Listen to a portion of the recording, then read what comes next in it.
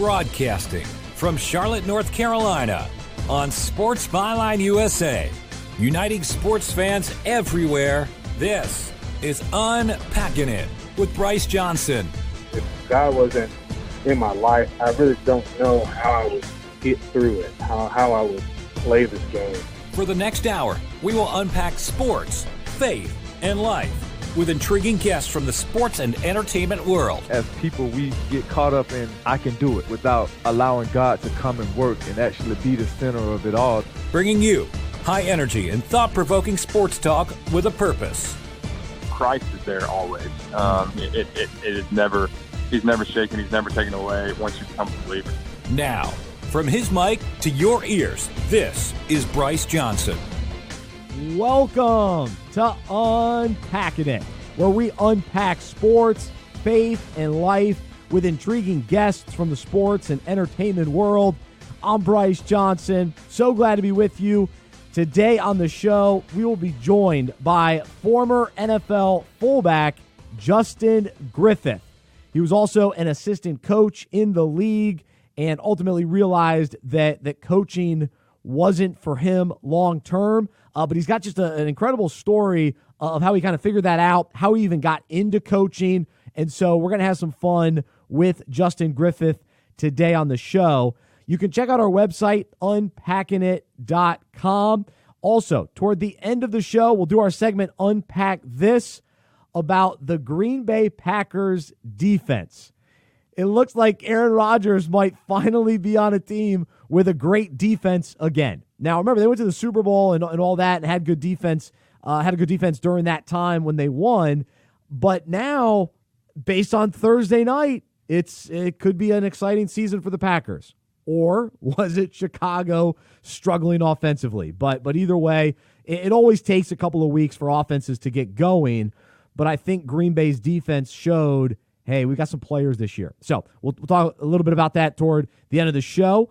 Also, check out our website, unpackingit.com. You can subscribe to the Unpack This devotional, and we send it out each weekday through email. It's a quick thought about sports, faith, and life, and it's meant to encourage and challenge you and inspire you each day. So definitely check that out. All right, so coming up, Justin Griffith is our guest. You won't want to miss it. We'll go 3 segments with him, so we're going to go in depth and unpack his journey.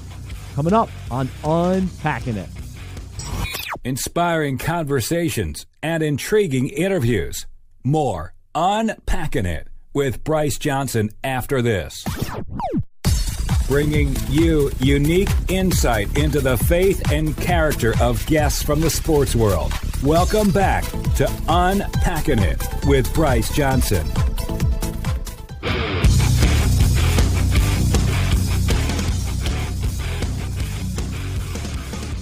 Thanks so much for joining us on Unpacking It. I'm Bryce Johnson.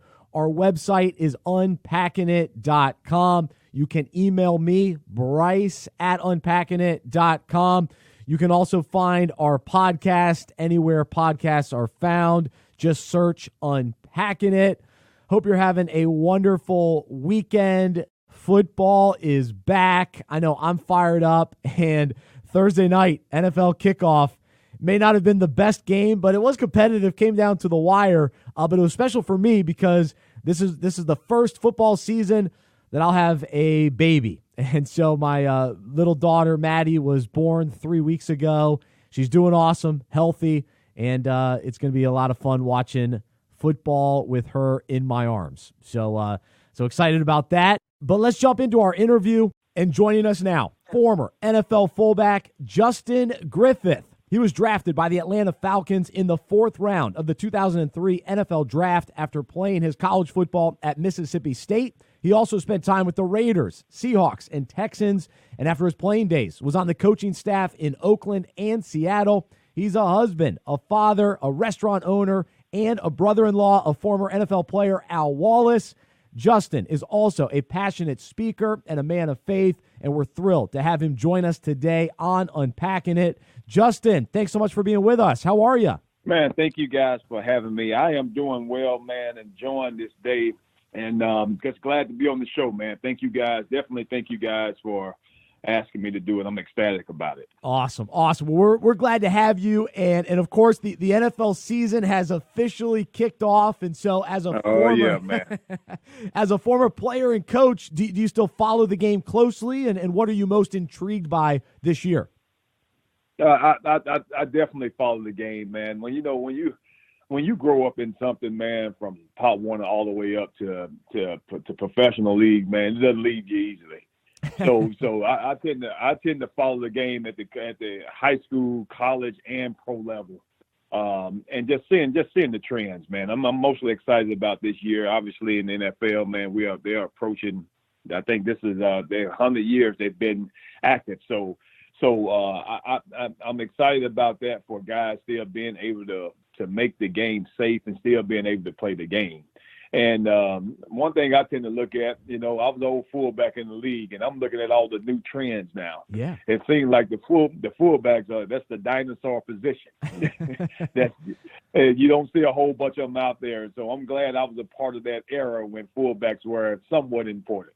Yeah, well, I was going to ask you about that. So why do you think it's not as prominent, and how do you feel about that? And do you feel like teams are missing out by not utilizing the fullback?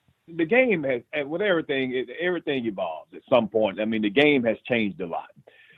You see where players who can really move in space can really make people miss, really people get open. You can kind of see that's changing as far as on the offensive side of the ball. A lot of people are throwing the ball now. A lot of people want smaller guys on the field. Fullbacks, you had one job. One job was to ram, block somebody, get that person out of the way so the person behind you can score touchdowns. And you have to know that going in. But the game has changed so much, man. A lot of people, you got great athletes, man, who can move in space defensively and offensively. And when you have that, you don't have a dire need to have a fullback in the game all the time. It's interesting, and it's such a great position, and it's weird not to see it out there as often. But former NFL fullback Justin Griffith is with us right now on Unpacking It. So how did you end up being a fullback? How did you land as that being the position that you were able to have a nice NFL career doing? I'll tell you what, man, coming from a little town in McGee, Mississippi, that's the town that I'm from. Football was very important. We had guys like John Mangum, Chris Mangum, a guy named Harold Shaw, guys like that came out of that little town of McGee, Mississippi. Wow. Where high school football was very important. So, growing up a kid, you played the game, and being from a small town in the wing T set, the fullback is pretty much the main guy in that wing T offense. You run the ball the whole lot.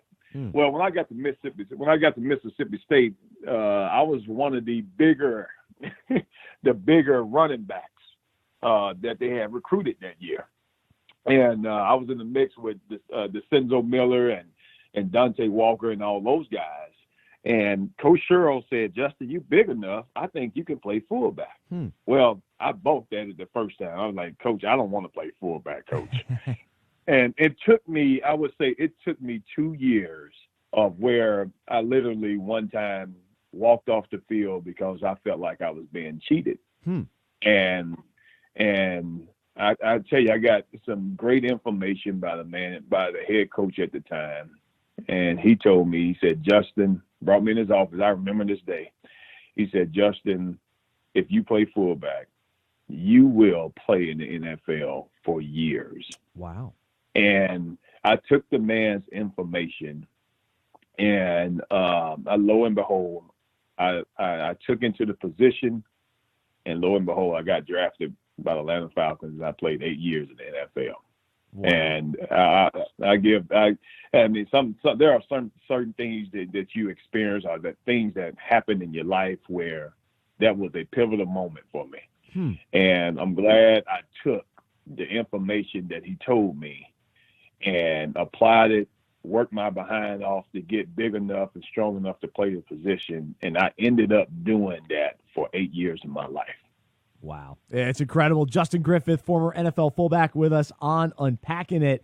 And so you mentioned earlier, the game is getting safer. Now, the fullback position was always a very physical position. You're putting yourself out there and sacrificing physically big time. So from that perspective, you're still glad that you played that position? How are you feeling today health-wise and just kind of this whole idea of what you went through during those 8 seasons as a fullback? Well, now I wish I was playing – kind of wish I was playing in the era that they're playing in now, because most teams after the new CBA that happened back in 2011 put a whole lot of stipulations on guys, put a whole lot of stipulations on coaches too.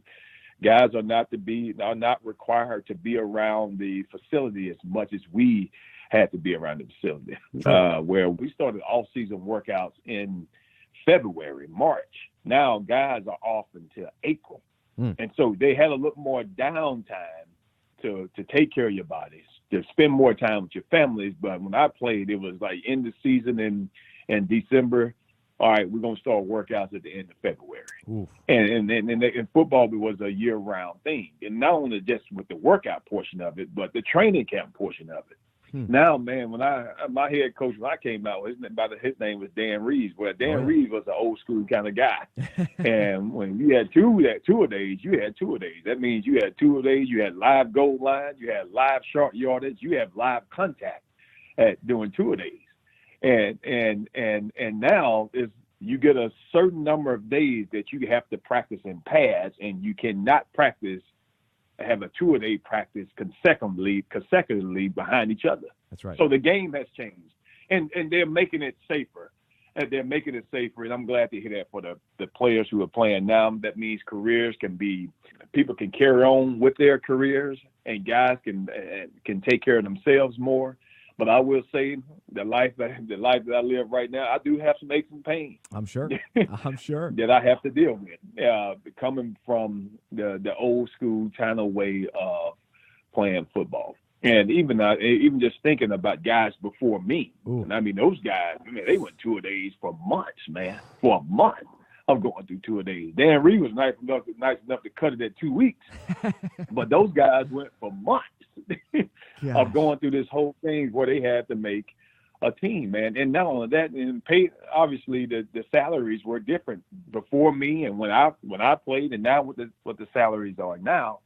Football is evolving, and it's becoming safer, and people still love the NFL ball, and it's still growing. Well, Justin, we need to take a quick break, but we are just getting started with the former NFL fullback, Justin Griffith, right here on Unpacking It.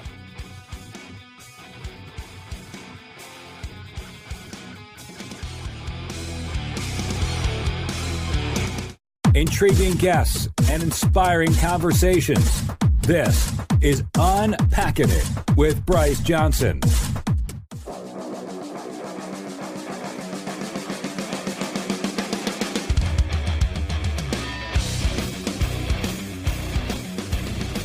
It's the show that unpacks sports, faith, and life. I'm Bryce Johnson. Justin Griffith, our guest right now on Unpacking It, former NFL fullback. He was drafted by the Atlanta Falcons in the 4th round of the 2003 NFL Draft.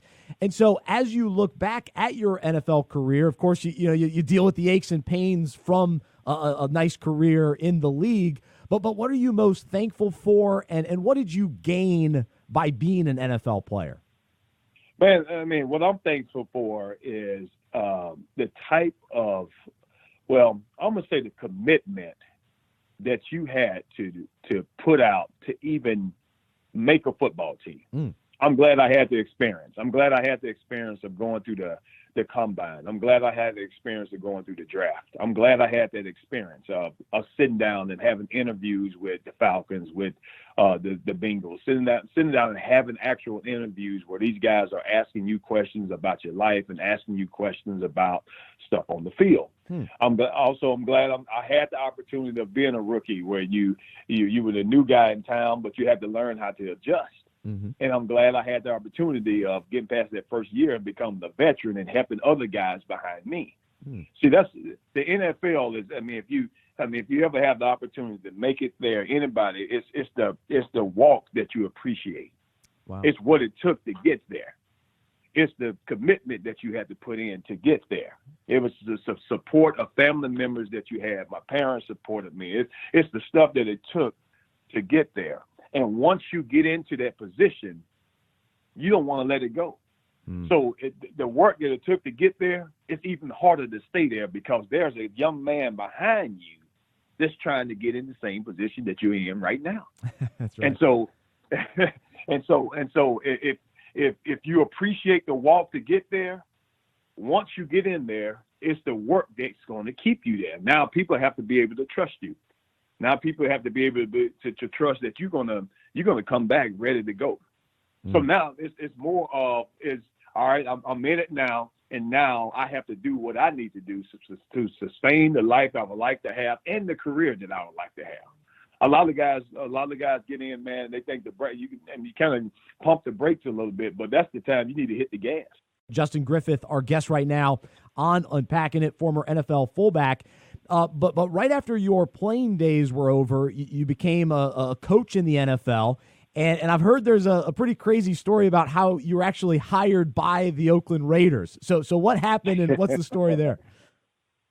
Well, so after I finished playing, man, I went through like a lot of players. When you stop playing, and the way I stopped playing is the way that I did not envision I had to stop playing. So I was with the Houston Texans, and we were at training camp, and like an old fullback lead play, I went to go block a guy, and all of a sudden I felt this shock go out through all my limbs and all my legs. Oh. And so I go, and so we get done with practice. I go home. I'm sitting in the room with my wife, and I said, "Hey, look, my right toe is tingling." Ooh. And so I call the trainers. We go in, we do an MRI, and they say, "Hey, man, you pinched your spinal cord." Oh. And so at that time, I'm 30 years old, and when the doctor comes in and say, "Hey, man, you dodged the bullet. You might want to think about retiring, or we need to fix this problem." So either way, that year it's just a waste for me. I think I made the smart decision of going on and retiring. And that the year I retired, I had a chance. My wife and I had our first kid at the time, and that was a blessing within itself. So it helped ease the pain a little bit, but I'm still going through this dark phase. So one day I'm sitting in our house in the dark room trying to figure out my next move. My wife comes in, she turns the lights on. She said, "Justin, you are not this guy. Why don't you just get up and do what you've been doing? You might not can play it, but why don't you coach it?" A light popped on, and I started connecting with people and all that. So I got to the point where I connected with a guy by the name of Mo Kelly, who's the player development guy in Seattle. I did a minority internship program in Seattle for a year under Pete Carroll's staff, and now the year is over, and now it's time for me to find a job. So most of the time, if you're looking for an NFL job, they say you have to go down to the Senior Bowl, and you have to get out and network with all the coaches who would be at the Senior Bowl, all the GMs who would be at the Senior Bowl. You got to take your cars down there and go there and just network. Well, I had a plane ticket already set up to go down to the Senior Bowl that year, and I get a call from U.S. Airways. And they sent a text message and calls, and they said, "Your plane has been canceled." Now, I had to be there. I had to be there on Monday morning to even get out and have a chance to network with some coaches and say, "Hey, I'm interested in coaching," and take my car.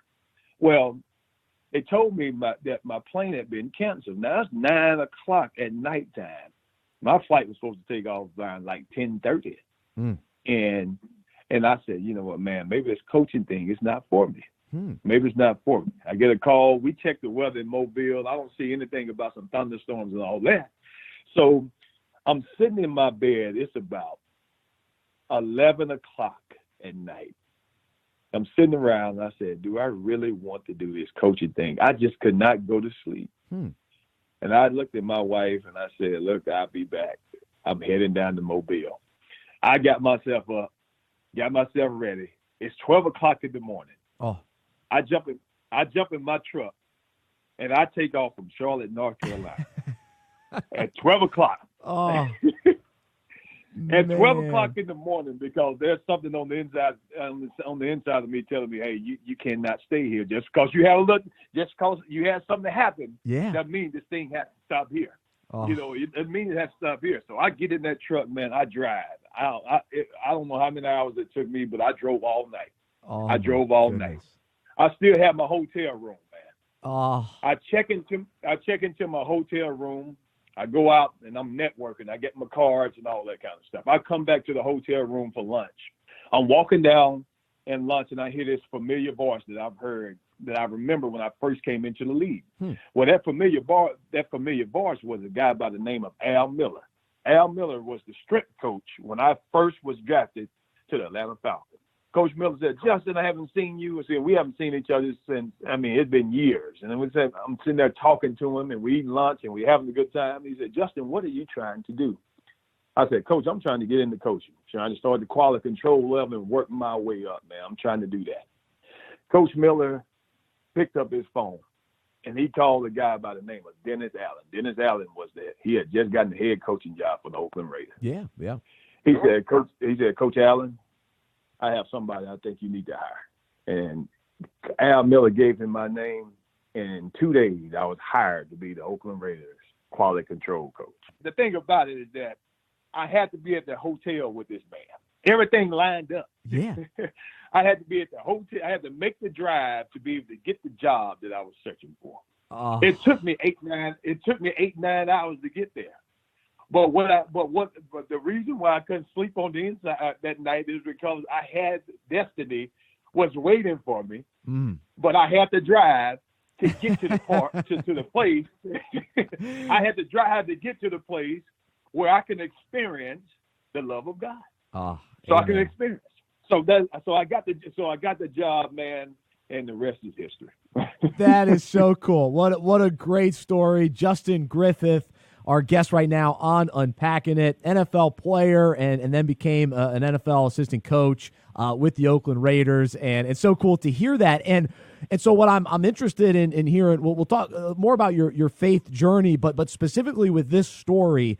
So you felt like, okay, this was what you were meant to do, to be a coach with Oakland. What was that experience like? And ultimately, how did you decide that maybe coaching wasn't what you were going to do long term? And so just kind of that whole process and what you learned throughout that. Yeah. So before I made that trip to drive the Mobile, I said this prayer in my truck. I said, well, God, if you really want me to coach in this phase of my life, you have to open the door. Yeah. I'm going to do it. I'm just going to drive down here. I'm going to see what's going on. I'm going to do what I need to do, but you have to open the door. And, man, I'm telling you, man, he was in the hotel that I was in, in the same places.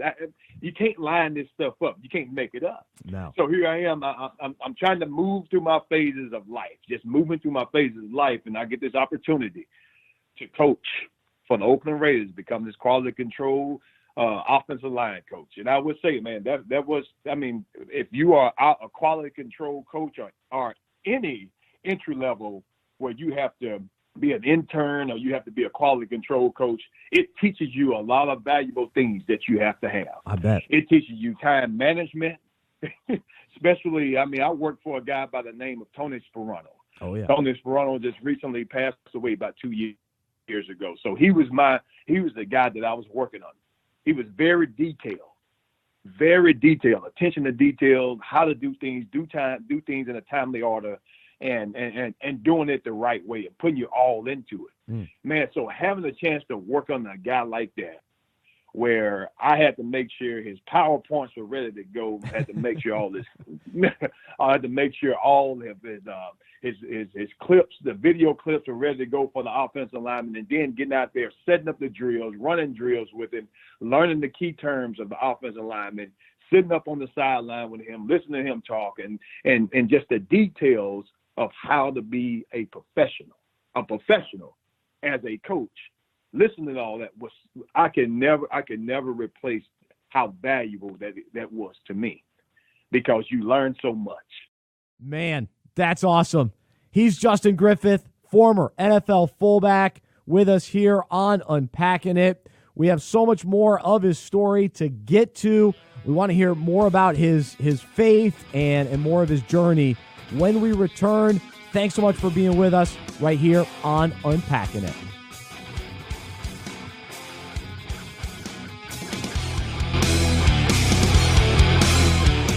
Hey, it's Bryce Johnson, and it is time to start thinking about the upcoming fantasy football season. And good news, Unpacking It Ministries has a resource for you that will take you from the draft all the way through the championship. Order your Fantasy Football Fellowship playbook today, and each week, read about a fantasy concept and how it relates to the Bible and our own lives. It's designed for your league to discuss at weekly league meetings, on the phone, or in person. The FFF Playbook will add more meaning and purpose to the fantasy season and add value to your league. Grow in your faith, build deeper relationships with other owners in the league, and make more of your fantasy season. Join us at fantasyfootballfellowship.org and find all the details and order the FFF Playbook today. That's fantasyfootballfellowship.org.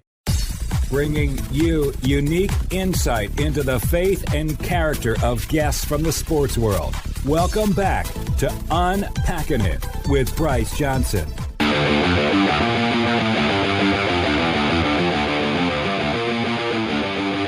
Welcome back to Unpacking It, our website, unpackingit.com.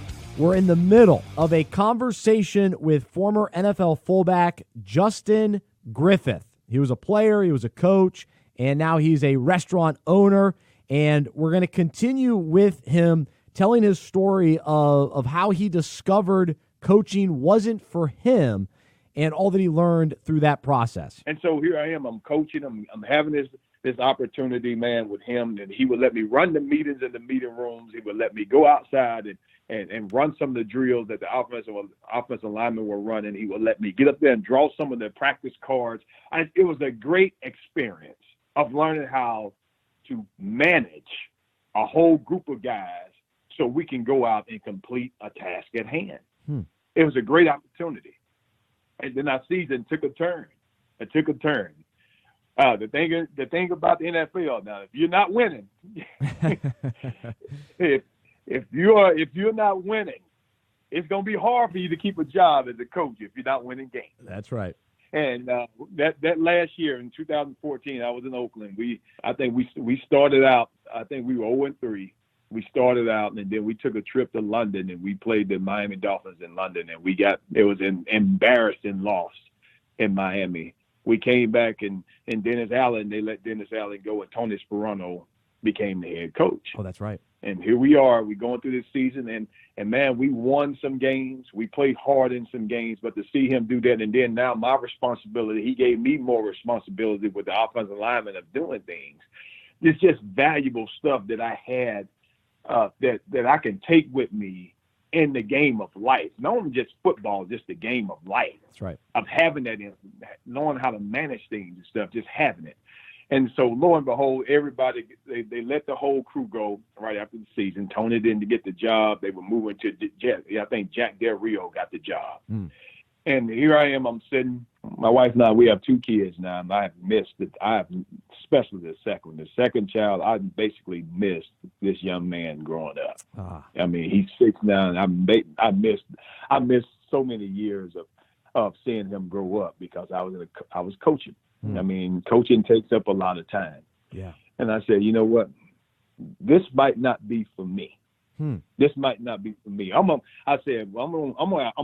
go with it right now. And I said, God, if it's time for me to make a shift, I want you to make a shift. And so I got a call from Oklahoma State, and Mike Gundy said, Justin, got your name from a few coaches, want to fly you out for an interview. And at the time, I left Mississippi State without my college degree. And so what I wanted to do, I told Coach Gundy, I said, Coach Gundy, before you fly me out, I just want to be honest with you now. I did not finish my college degree. And so he checked. He said, let me call you back. Let me check with the the AD to see if we can work something out where you can coach and you can finish your college degree. Well, that did not happen. Oh. And so we got up, we moved back to Charlotte, North Carolina, and lo and behold, I said, you know what? I want to go back to school. I want to finish my degree. If something comes up like this again, I would never, ever, ever want that door to close in my face the way it closed. And so, man, I started school. I always tell people I started school in 1998. I didn't get my college degree until December of 2015. Man, but you got it. That's a long time. Yeah, man. So one door open and another door closed kind of put me where I am right now. Amen. Wow, what a great story. Justin Griffith, our guest right now on Unpacking It, former NFL fullback and also an NFL coach. And now you and your wife own a restaurant. It's called Famous Toastery, and it's in Uptown Charlotte. And so now, having just heard that aspect of your story, as far as, all right, you spent a couple years coaching, you learned a bunch of skills, it allowed you to really transition from your playing days, and it gave you, something to pursue. And so you did that. Then you realize, all right, that's not where God ultimately wants me. He brings you to Charlotte and now opens up this opportunity for you to own a restaurant. So what has that experience been like, and how has this maybe been a sweet spot for you? Yeah, this experience has been, I tell you, it's been gratifying and it's been stressful at the same time.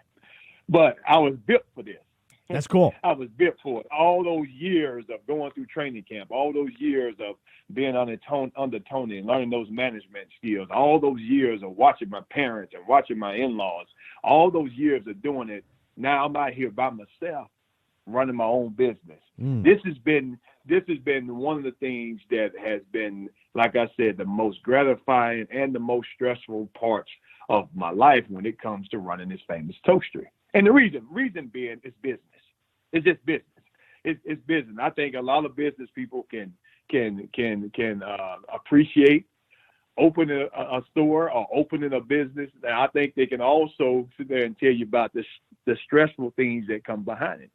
But how I got to the Famous Toastery, man, is that my wife and I, we were driving our kids to daycare, and we were in Concord, North Carolina, and we kept passing the store, and it had a toast on the outside of it. And I kept asking my wife, I would say, Kim, what's this toast on the outside of this building? I've never heard of I've seen a store like that. So we went in, we tried it out. I loved it. I went in the second time, but anytime I love something, I always try to get a different perspective from someone. So I asked my mother-in-law to come with me, and she loved the food. And then the next time I went through another time, and then I asked a lot of other people to come with me. They all loved the food. So what I did, I got online, filled out an application, I spoke with the corporate guys and spoke with management, and then the rest of it is pretty much history. Got a chance to put a store in Uptown Charlotte, and it's a franchise versus a startup. So we talking about a franchise which fits what I used to do. And so I applied it to the business world, and it works. It works. I applied it to the business world, and it works. And that's where I looked at this Famous Toastery concept. It allows me to have the business, and it also allows me to have the family life that I want too. We are a 7 to 3. We are a 7 to 3 operation. I can get out of the building by 4 o'clock. I can come home and help with homework by 4:30. Wow. I can come home and help with the baths by 5 o'clock. I can come home and actually watch the kids grow up, then missing all of it. And that's the most blessed part about it for me, being able to be an active dad with all the stuff that I've been through, and all the stuff that I've had some good moments. I've had some moments where I was like, man, God, you got to help me get through this one, because I don't consider all moments bad. Yeah. I don't want to consider them say all moments are bad. Some moments you just got to press. You got to press through those moments. That's right. And I've had those in football. When I had pinched my spinal cord, I've broken my ankle, I tore my ACL. But I had to press through those moments. I bounced back.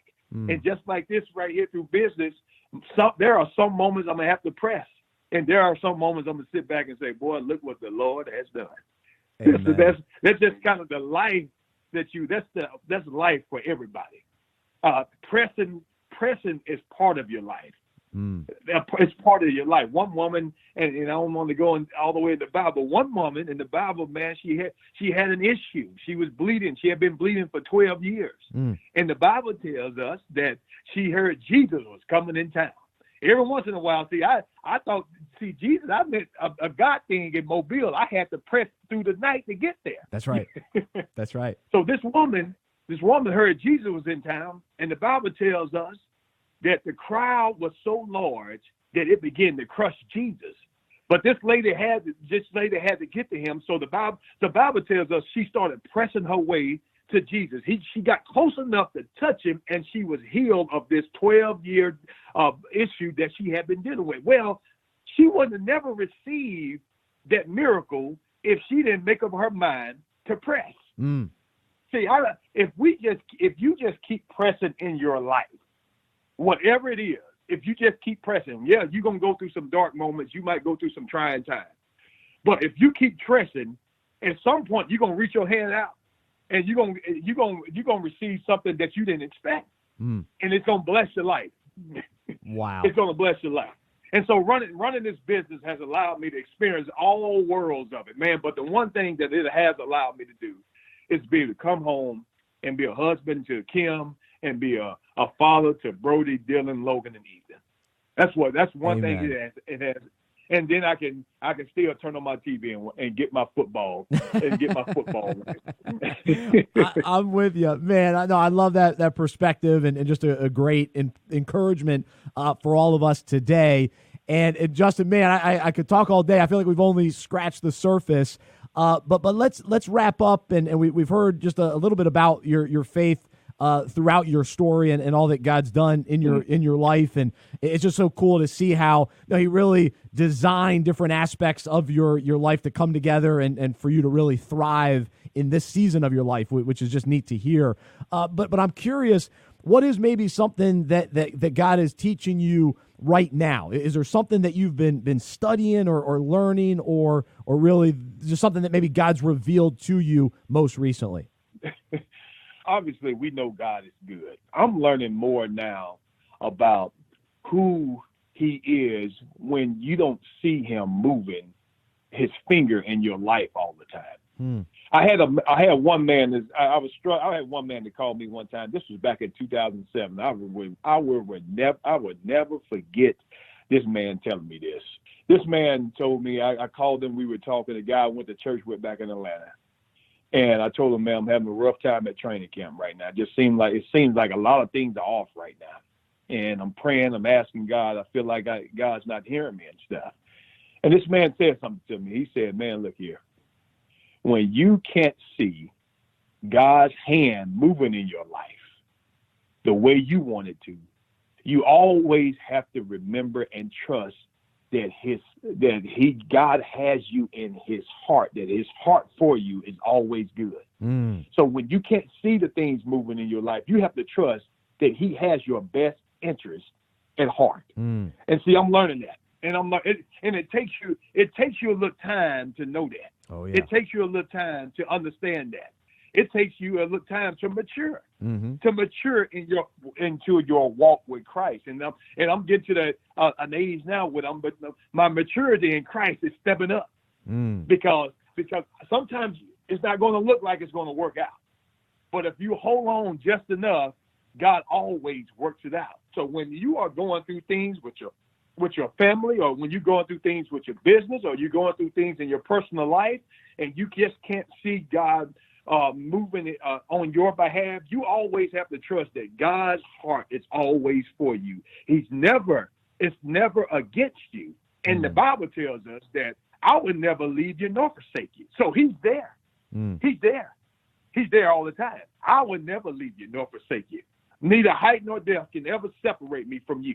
So I have to learn and trust. And see, I'm maturing in that area of my life right now. That's what God is dealing with me on age. Man, love your heart and passion and just hearing your story. And it's just a story of God's faithfulness. And it's cool to see all that He's doing in your life. And man, Father of four. That's awesome. So wish you the best with that. And, man, we'll definitely catch up again. And thank you so much for being a part of Unpacking It today and being willing to share all that you did.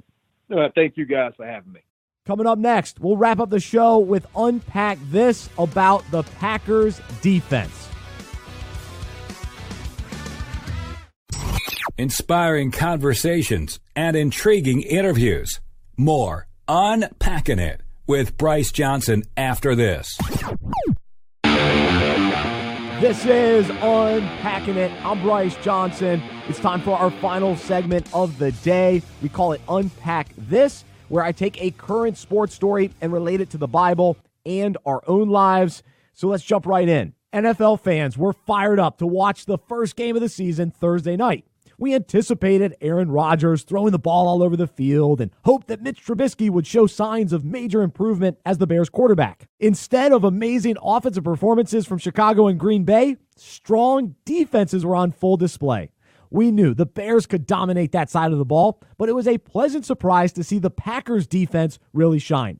They helped secure the 10-3 win with 5 sacks and a game-winning interception. After years of Green Bay struggling with their defense and it costing them opportunities for wins, it was clear Aaron Rodgers was thrilled with how they played. Following the game, he excitedly mentioned multiple times, "We got a defense." Now, despite the league becoming more offensive-minded overall, everyone knows how important it is to have a reliable and effective defense. Not only is defending well critical in football, but it's also important as followers of Jesus. While living our lives pursuing Him and standing out from the rest of the world because of the peace and joy we have, we need to be ready to defend why we believe what we do. When we really follow Jesus and live with hope, people will ask us questions and want to know why we're different. The good news is that we got a defense. We know Jesus transforms lives, so we must take advantage of the opportunities that present themselves and be ready and willing to share when people ask. The Bible says, "But in your hearts, honor Christ the Lord as holy, always being prepared to make a defense to anyone who asks you for a reason for the hope that is in you, yet do it with gentleness and respect." Now, having a strong defense helps win championships in football, and having a defense for our faith in Jesus can lead to victories for eternity. So I hope you're willing to unpack that for yourselves and really appreciate you joining me today, and hope you'll stay connected with us throughout the week on social media and on unpackingit.com. If you have any thoughts about today's show, you can email me, bryce@unpackingit.com. Until next time, I'm Bryce Johnson. I'm a sports fan who follows Jesus. I believe in the good news that He died on the cross for my sins, He was resurrected, and through faith, I have been saved by His grace. I hope that is true for you as well, and I hope you'll join me as we live life as sports fans who follow Jesus together. Have a wonderful week. This has been Unpacking It with Bryce Johnson on Sports Byline USA and SiriusXM, Channel 211, Dan Patrick Radio.